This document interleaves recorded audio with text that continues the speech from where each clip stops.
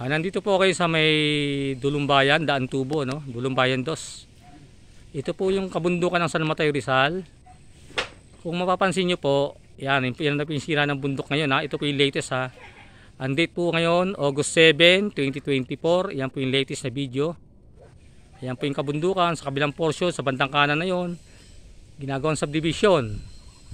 So dalawang quarry ang meron ng San Mateo Rizal. Isang business quarry, isang development quarry. Yung business quarry, ito po yan, yung sinisira nila yung bundok dahil maganda raw yung quality ng bato, blue rock, pampatayo ng mga building, condominium, flyover sa Metro Manila. Dito po yan kinukuha.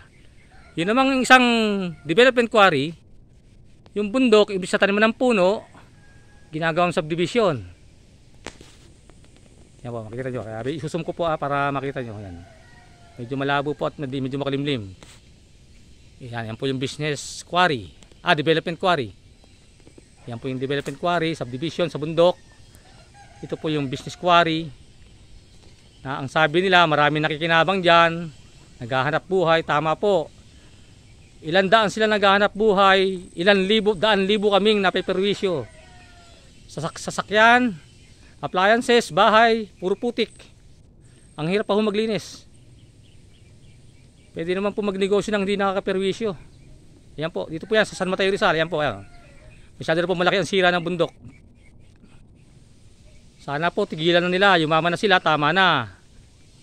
Ramdam naman po namin yung epekto. Yan, kayo na po ang humusga, mga kababayan.